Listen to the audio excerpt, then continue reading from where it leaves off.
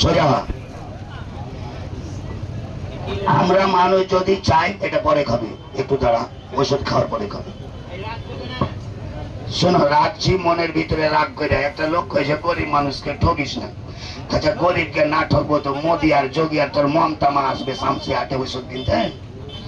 আপনারাও গরিব, আমিও গরিব। এই দেখো, এই গাছটার নাম কেউ জানো?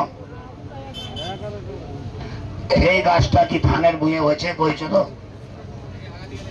এই দেখো, নাম জানো? এটা ধানের ভুঁয়ে হয়েছে, বড় গাছটা।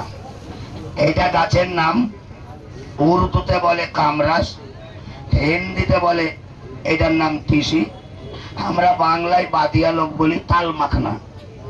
আর কে দেশে দেখবি বাদিয়া গালা আছে, যেগুলো বোকা শিক্ষিত আধা পড়া, ইয়ারা কি বলে জানিস? এই গাছটা কিনবি, পানিতে ভিজিয়ে চিনি মিশ্রি দিয়ে খাবি, তোমার ধাতু যাবে না। বলে না? বলে কি বলে না? খবরদার ভুল করবি না। আমরা মানুষ মনে করলে ভাত রুটি রসগোল্লা খেতে পারি। আল্লাহ এই গাছের মধ্যে এমন ক্ষমতা দিয়েছে, যদি 10টা দানা মুখে দাও তো গিলতে পারবে না, চিপাতে লেগে যাবে। চুই শাক গিলতে যাবে, গলাতে লেগে যাবে। গলাতে লেগে গেলে লাঠি দিয়ে তো ঠেলতে পারবি না। তো বাঁচার জন্য কি করবে? পানি না খেবে?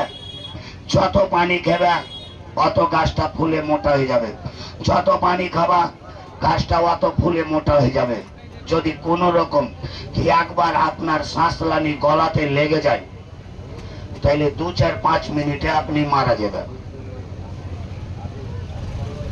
তাই আপনাকে দাবি করে বলছি, ফুটপাতের গা ঘরে কোনো বাধিয়া কবিরাজ এই গাছটা যদি পানিতে ভিজিয়ে খেতে বলে, তাইলে জানবি এই চুদির ভাই মূর্খ আছে, এর ভিতরে কোনো পাস নেই, পড়া কথা বলে নাই, কি বেটা শোনা কথা বলছে। হ্যাঁ, একে যদি কেউ খাইতে চাইস, তাহলে 33টা গাছের সঙ্গে যদি 2.5% মিক্স করিস, তাহলে একটা বিমারের কাজ করবে, এর হোল ভালো হবে না, ওইটা গ্যাসের কাজ করবে। আর যদি 134টা গাছের সঙ্গে 2.5% মিক্স করিস, তাহলে গ্যাসের, বাতের আর কমজোরির কাজ করবে। স্লিপ আমি 3টা বেমারের রেডি করেছি, ওষুধটা আছে, আমি খাওয়াবো। ওষুধ দিচ্ছি, দাঁড়াও। আচ্ছা, নিজের দই কেউ খাট্টা করবে? আমি কহবো যে আমার ওষুধ কাজ করবে না? আচ্ছা, এখানে মিশ্র ডাক্তার দেবেন সাহার ওষুধ দিচ্ছে জামাই। আচ্ছা, ওষুধ উই দিছে তো ভালো কে করছে? ও করছে আল্লাহ ভগবান। যদি আল্লাহ ভগবানের উপরে বিশ্বাস থাকে, তাহলে একটা ডোজ খাওয়াবো, পয়সা নিব না। তাহলে ঔষধের কাজ কি জানিস? যদি এখন খাইয়া 4 আনা উপকার না হয়, তো বাড়ি যে ভালো আর হবে না। এখন সাবুন মাখবি তো কখন সাফ হবে? এখন হবে।